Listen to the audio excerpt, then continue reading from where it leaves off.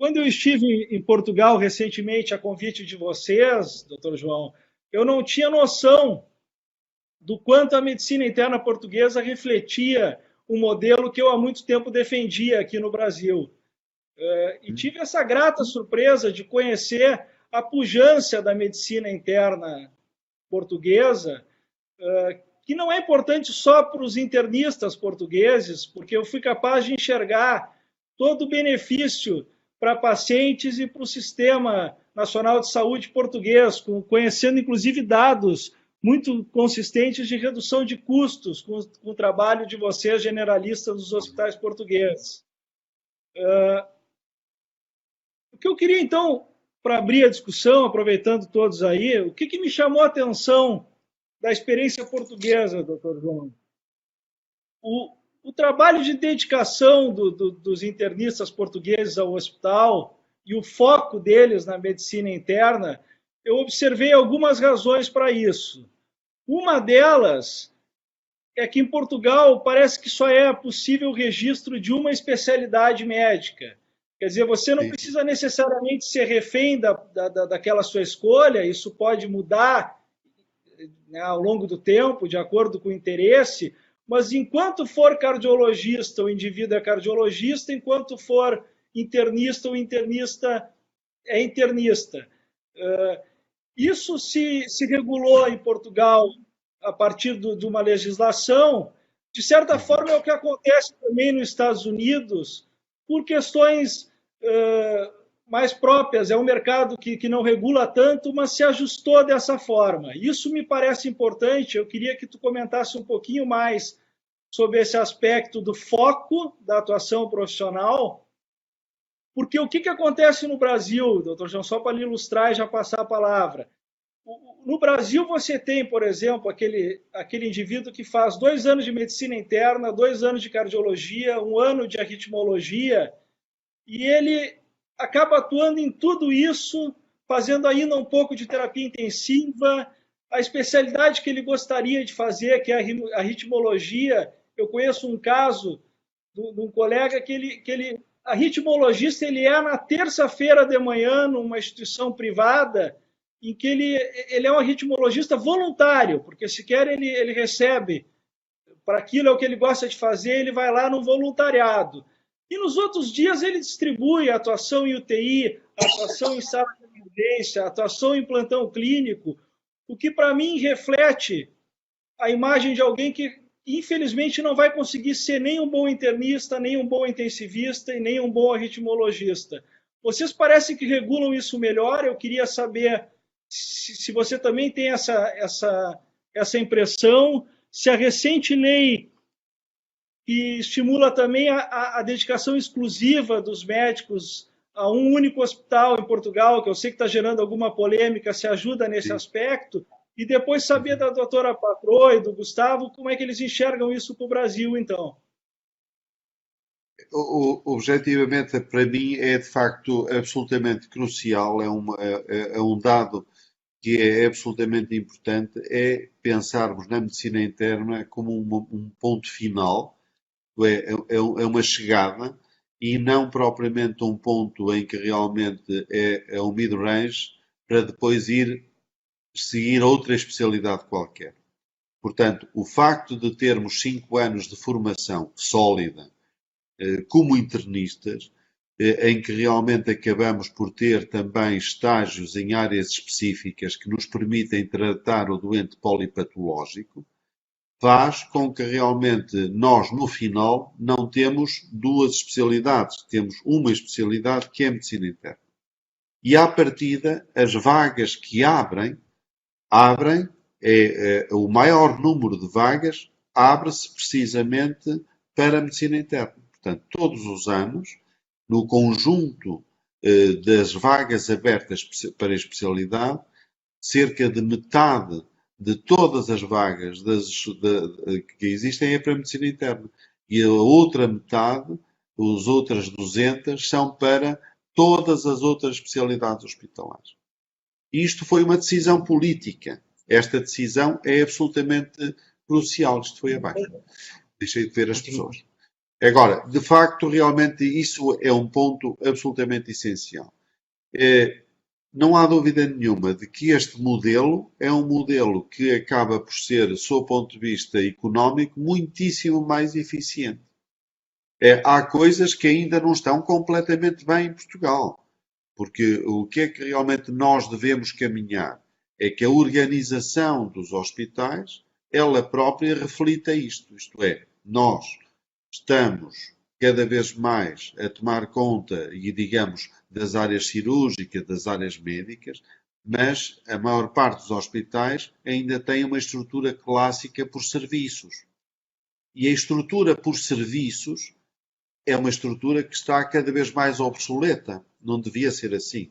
Nós devíamos ter grandes departamentos, departamentos médicos, departamentos cirúrgicos, em que as subespecialidades eram consultoras de doentes específicos e de algum doente que precisasse, mas os doentes, de uma maneira geral, estão entregues aos internistas, como acontece já, curiosamente, nos hospitais privados. Os hospitais privados fazem muito melhor as contas, não é? Chegaram à conclusão de que era essa a melhor maneira de fazer as coisas.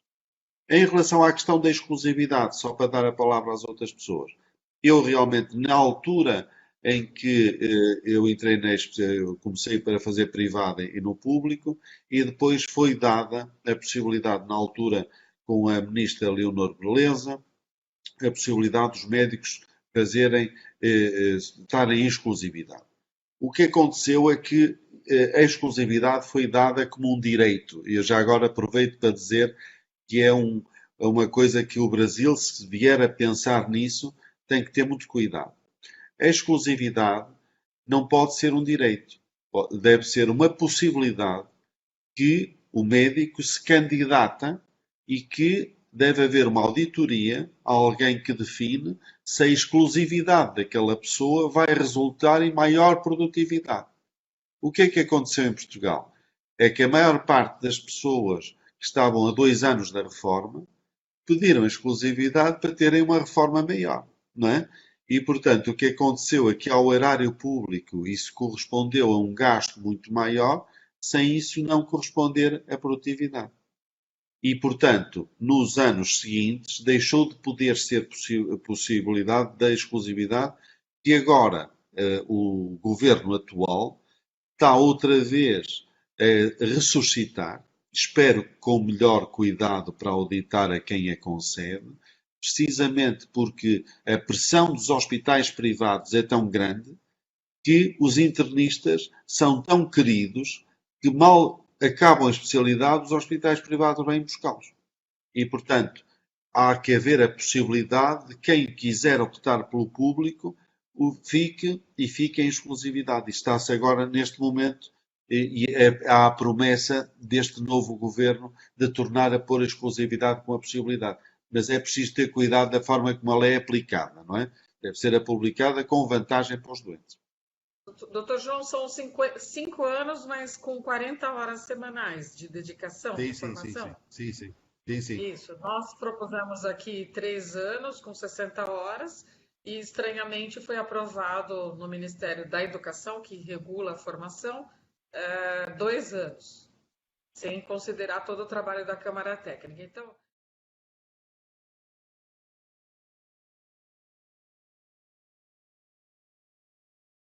Só para ter certeza de uma informação, doutor João, aí em Portugal o cardiologista entra na residência de cardiologia direto, não tem que passar 2 anos pela medicina interna, é isso? Não, em Portugal, aquilo que nós chamamos ou 1 ano ou 2 anos de medicina, dependendo da especialidade, é o que nós chamamos o tronco comum. Portanto, há Tá. especialidades que têm 2 anos e há outras especialidades que têm 1 ano. No caso da cardiologia, tem 1 ano de medicina e depois Mas o passam nome, 4 anos de cardiologia. As outras especialidades semelhantes, não é?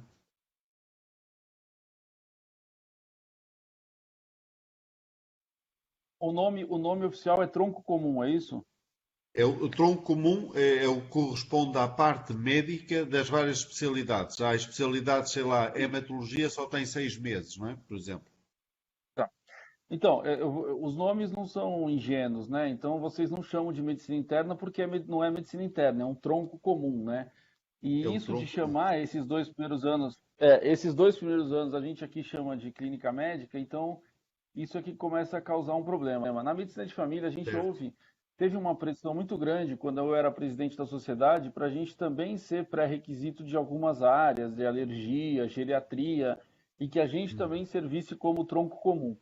Eu tive, assim, fiz uma resistência enorme, inclusive pessoal, para que isso não acontecesse, para exatamente não acontecer o que aconteceu com a clínica médica. Então, eu acho que Portugal, assim, é perfeito o que faz, pelo que você descreveu. É um absurdo uma pessoa poder registrar duas especialidades, que seja clínica médica e cardiologia. Então, eu acho um absurdo aqui no Brasil. Eu comento isso todos os dias. Hoje de manhã eu comentei no workshop que é um absurdo o médico colocar no cartão de visitas clínica geral, clínica médica e cardiologia, clínica geral e clínica médica e Pode. reumatologia. Mas aqui foi o caminho que teve. E teve acho que a gente passou por vários erros. Além da clínica médica se prestar a ser o tronco comum, que foi um equívoco histórico, também a clínica médica tem esse nome porque ela queria fazer atenção primária, secundária e terciária. Então, houve as especialidades aqui no Brasil, eu não sei a história, eu não sei quem foi, eu não sei como foi, mas é assim que é. Então, ainda tem um desejo que a gente copia muito os americanos de não segregar o primário e o secundário por causa de uma questão de mercado.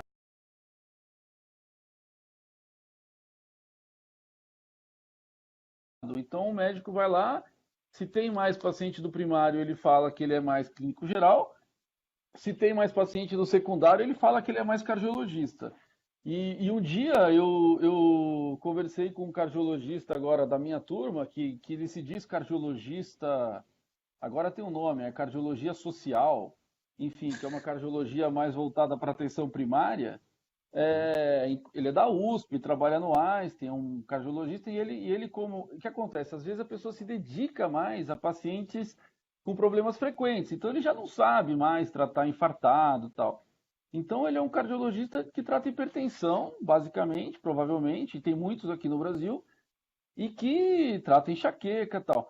Mas aí a parte da clínica geral, o que é muito preocupante, quando eles falam assim, eu sou clínico geral, que era também um dos nomes que a clínica médica usou no Brasil há muito tempo, antes de ser clínica médica, era clínica geral, que era o nome usado, que é um nome ruim para esse lugar, porque não é a função que exerce, ou uma função complicada, é que a pessoa, na verdade, ela faz como clínico geral, não o que um clínico geral deve fazer, mas o que ela sabe fazer.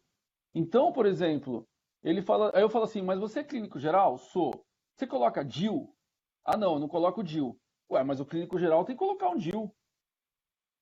Ah, não, mas eu não sei colocar o DIU. Então, o clínico geral aqui no Brasil é o que sobrou para, é o conhecimento que ele tem. Então, se ele vai bem em enxaqueca, ele trata enxaqueca. Se ele não vai bem em ginecologia, ele encaminha. E tá tudo bem. Não tem um rol de serviços, uma carteira de serviços, um rol de problemas que ele é responsável. Tem que ter um rol de problemas que ele não pode encaminhar. Ele pode encaminhar se for um caso mais grave, mas não é a regra ele encaminhar colocação de DIU, sutura, porque o clínico geral tem que fazer isso também. Então, ficou assim, o clínico geral assim, é o que você consegue fazer, porque o recém-egresso é clínico geral, quem fez clínica médica é clínico geral, todo mundo é clínico geral por uma questão mercadológica. E aí, eu acho que a mudança também vai vir do mercado. Então, a patroa falou aí que os hospitais privados estão contratando, e é isso mesmo, os hospitais privados vão contratar e a medicina interna geral vai ser valorizada quando o mercado valorizar. Eu não tenho a esperança de que a universidade vá mudar o mercado. Isso eu escutei diretamente do ex-reitor da USP, o Marco Zago, quando teve o debate de reitores, eu falei da atenção primária que não era valorizada, e a atenção primária não dá para reclamar, porque ela está sendo cada vez mais valorizada, não por causa da universidade, não por causa das políticas de governo, mas por causa do mercado, principalmente privado, que aqui no Brasil ainda é um mercado muito forte, infelizmente. Então, o que vai fazer a medicina interna mudar vai ser o mercado. Agora, o que eu acho que é papel da universidade, papel das comissões, é acompanhar o mercado e dizer, bom, é hora da medicina interna não ser mais tronco, é hora da medicina interna não ser mais tronco, tem que mudar o nome. Então, os nomes não são ingênuos. Esses 2 primeiros anos não são medicina interna, esses 2 primeiros anos não titulam a pessoa. E aí, ter coragem de fazer isso, porque no primeiro momento, provavelmente, a medicina interna e a clínica médica vão reduzir de tamanho, porque todo mundo vai entrar na cardiologia, na endocrinologia direto. Mas, num segundo momento, ganha muito mais força e consistência para ajudar o país e os hospitais a terem uma medicina de maior qualidade e responder à demanda do mercado.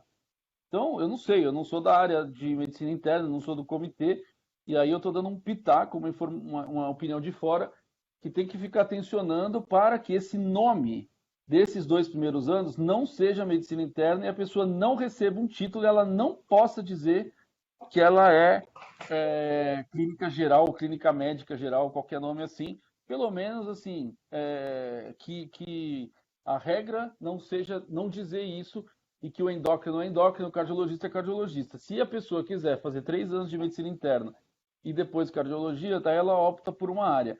E aí a regra que deveria mudar também é a regra da comissão de especialidades ou do CFM, que a pessoa só poderia registrar uma especialidade, né? Porque é muito absurdo você falar, eu sou endócrino e clínico geral. Como assim que você consegue ser tão bom em 2 coisas, né?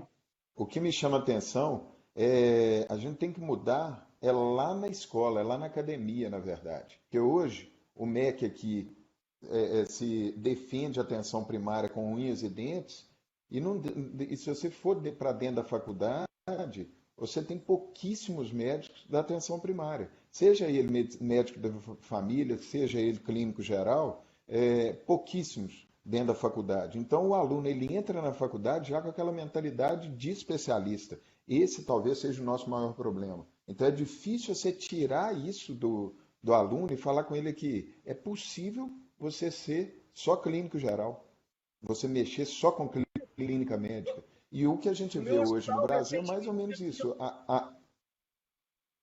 Oi? No hospital, Não escutei, recentemente, havia um Guilherme. internista que fazia eletrofisiologia, para te ter uma ideia do grau de subespecialização. Então, aí, na verdade, essa subespecialização fragmenta o cuidado e o paciente fica completamente perdido dentro do sistema, né? Ele não tem o médico dele. E aqui no Brasil, pelo menos para passar a impressão para o Dr. João também, o que acontece? Aqui a gente tem a medicina de saúde da família, né, de comunidade, que atende a atenção primária. A clínica médica, que teoricamente seria a medicina interna em Portugal, a maioria das residências e especializações de clínica médica aqui, elas são dentro do hospital. A formação nossa é de internista. A gente aprende clínica médica, a gente aprende medicina dentro do hospital, a gente aprende a lidar com os pacientes internados durante a residência de clínica médica.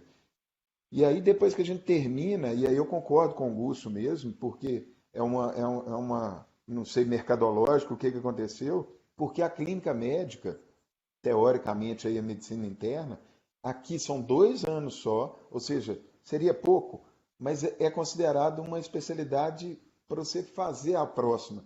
Então, você faz clínica médica para fazer cardiologia. Então, há realmente essa dubialidade, ou seja, a pessoa se intitula clínico geral e cardiologista e endocrinologista, e realmente fica meio esquisito. Mas eu defendo a clínica médica dentro do hospital, principalmente. Né? O hospital é o lugar do clínico geral, na minha opinião. E claro, temos atenção primária, temos terapia intensiva, temos pronto-socorro, sim. Isso varia muito de acordo com o perfil de cada médico, de cada profissional. Mas aonde o clínico faz a diferença, indiscutivelmente, é dentro do hospital, acompanhando os pacientes e mantendo a continuidade do cuidado. Deixa eu pegar esse teu comentário para fazer um gancho com o Dr. João, que é o seguinte. Você falou que defende o clínico forte dentro do hospital. Quando o Dr. João apresentou a medicina interna portuguesa, ele falou numa atenção integral, em algumas situações dando o entendimento de que era dentro e fora do hospital. O que eu vi na prática lá, em relação a como é que isso é colocado na prática em Portugal, é que isso não é feito necessariamente direto pela internista. O que eu vi em Portugal é uma parceria, me pareceu uma parceria muito boa, uma sintonia muito forte entre o internista e o médico de família. E assim se constrói essa integralidade. Não precisa estar de corpo e alma nos dois mundos. Eu queria que o João contasse um pouquinho mais dessa parceria com os médicos de família portuguesa, para o Gusto fazer alguns comentários, que eu acho que isso é um caminho para o fortalecimento da medicina generalista no Brasil. Quero fazer também Guilherme, comentários. deixa só ir um bocadinho atrás. Me parece que o colega que falou da Clínica Geral, de Médico de Família, estou agora a falhar o nome, o colega pôs as coisas exatamente como elas devem ser. Isto é, quando os nomes não são coisa pouca. Isto é, a confusão da semântica é muito má para a evolução das coisas e para termos uma medicina organizada. Sem dúvida nenhuma de que, para a medicina interna crescer e ser importante nos hospitais e ter um reflexo até sob o ponto de vista económico, de eficiência do sistema, é preciso ter números, primeiro que tudo, e é preciso que tenha uma formação de tal forma sólida, que eu tentei aqui explicar, que realmente possa prescindir de um grande número de especialidades. Isto é, nós não podemos ser internistas e ser uma espécie de sinaleiros das várias especialidades, porque isso, o sistema assim não poupa nada, se estou a fazer entender.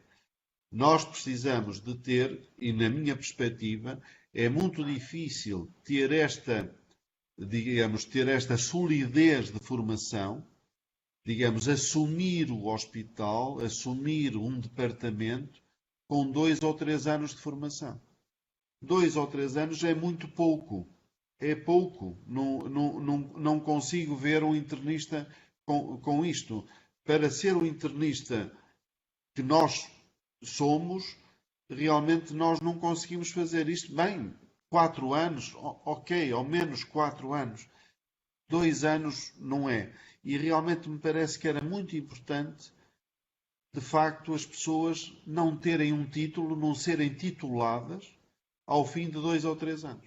Quando têm um título, ainda para mais é um título que depois lhes permite ir para onde lhes interessa, para onde o mercado os leve, mas por outro lado, a tendência geral é que se podem entrar noutro caminho, noutra especialidade. Essas especialidades habitualmente são sempre mais atrativas porque têm juntamente algumas técnicas e acaba por não sobrar ninguém dentro daquilo que é o conceito do internista como tal. Portanto, eu acho que uma coisa que deviam pensar seriamente é acabar com esse título a meio que nós chamamos o tronco comum. Aqui, com 2 anos, ninguém tem título nenhum, não é? Ou 2 anos não tem título nenhum. Portanto, as pessoas se vão para a medicina geral e familiar, que é uma especialidade própria, estão 4 anos, têm os seus vários estágios e tal, vão para a medicina. Quem vai para as várias especialidades tem 1 ano ou 2 anos do tal tronco comum, mas ao fim desse tempo não tem título nenhum. E, portanto, isso é absolutamente essencial. Aquilo que agora o Guilherme estava a falar e que para mim é importante, eu não quero, sinceramente, estar a vender uma coisa como se tudo estivesse bem em Portugal.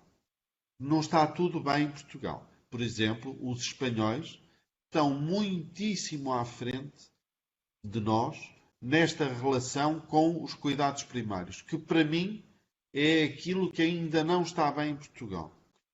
Isto é, com a hospitalização domiciliária, com os doentes complexos, com a chamada gestor de caso, estamos a dar os primeiros passos para que internistas e medicina geral e familiar se entendam. E quando nós nos conhecemos, as coisas funcionam, não é? Mas ainda não estamos tão bem como gostaria, não é? Os espanhóis levam-nos uns anos à frente, não é? Mas estamos a tentar e isto vai resultar, não é? Mas não há tratamento integrado. A única coisa que me frase é convençamos-nos de que na doença crónica não há tratamento integrado se não tivermos medicina interna e medicina geral e familiar no mesmo, digamos, num contínuo. Enfim, não tem como abdicar do mercado, ao meu ver, e também não é uma. Eu fui trabalhar no privado por causa do Zago, do reitor. Ele falou, eu falei, a pergunta, eu era professor de dedicação exclusiva, ele falou, eu falei assim, eu queria mudar o currículo da medicina de família na faculdade. Ele falou, você vai morrer frustrado, você tem que ir para o mercado. Quem faz o currículo no Brasil é o mercado. Então, Infelizmente. mas então assim, o mercado não é um ser assim que tem autonomia. Somos nós que temos que ir lá e falar como é que tem que ser feito o hospitalista no setor privado, fazer piloto, divulgar isso, cascateia um monte de ações, né? A gente deu uma sorte no Brasil, com muitas aspas, viu? É que o dinheiro acabou. Sim, Porque a sim. medicina privada, a medicina privada com muito dinheiro é muito ruim. Então, o que foi feito nas décadas de 80 e 90 no Sírio-Libanês e no Einstein, de todo mundo e nos especialistas, isso ninguém quer mais sustentar. Então, agora é o momento de chegar lá e falar: nós temos alternativa. A alternativa é essa daqui, é muito melhor para todo mundo. A gente consegue melhor satisfação, com melhor custo e tal, tal. Só que ainda, patroa, ainda eu sou obrigado a escutar todos os dias da minha vida, porque eu deixei da docência e fui trabalhar no privado, você é um traidor e não sei o quê. Então é isso que a gente tem que superar, entendeu? Tem que ir lá, demonstrar Com e certeza. entender que o mercado ele é feito por nós. Bom, eu vou passar em seguida para o Dr. João encerrar. Da minha parte, eu quero contar que eu fiz um esforço grande para trazer representantes do Ministério da Saúde para essa atividade na verdade, houve o interesse, acabou não acontecendo a disponibilidade hoje, mas eu vou mandar para o pessoal essa nossa discussão, na esperança de que a gente consiga sensibilizar em razão de algumas mudanças aqui que eu identifico que foram sugeridas. Na verdade, me esqueci do Ministério da Educação, patrão, porque apesar de ter militado na questão da residência médica por muito tempo, realmente são os que definem essas políticas. Mas eu vou pedir para o pessoal do Ministério da Saúde, que estava em contato, passar para o pessoal do Ministério da Educação, a gente vai tentar replicar esse material. Doutor João, suas palavras finais e estaremos encerrando. Guilherme, antes de mais, queria dizer que isto foi uma experiência para mim completamente nova. Nunca tinha estado numa conferência destas, mas a oportunidade foi muito boa, principalmente porque já conhecia a patroa, já conhecia a ti, não conhecia os dois outros colegas, que eu acho que realmente deram aqui ideias, que eu acho que as ideias estão todas lá e provavelmente há mais gente, há mais colegas como nós que pensam como nós.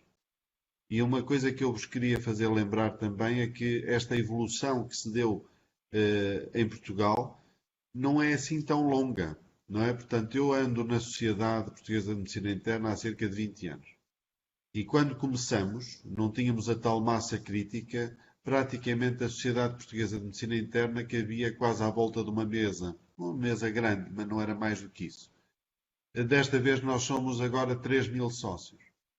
E não se esqueçam de que, independentemente dos políticos, que é importante convencê-los de que realmente nós somos eficientes, é importante também que as pessoas que pensam como vós e como eu se unam à volta de um projeto e de uma sociedade. Porque isso também influencia os políticos. Portanto, vocês têm que vos organizarem, não é? Portanto, quem tem as ideias boas que aqui ouvimos, têm que estar organizados numa sociedade. Aqui nós também chamamos de um colégio de especialidade, não sei como é que vocês têm a vossa ordem dos médicos, mas nós temos um colégio de especialidade.